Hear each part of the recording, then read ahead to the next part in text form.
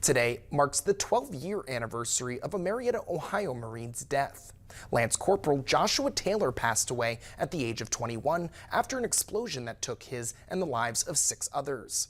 The explosion happened at Nevada's Hawthorne Army Depot during training exercises. Josh joined the Marine Corps in 2010, deployed to Afghanistan in 2011, and Kuwait in 2012. His family described him as being goofy and rocking out to Taylor Swift, but was serious about protecting his family and country. Joshua's family wants to spend the day celebrating, remembering, and honoring him and his courageousness.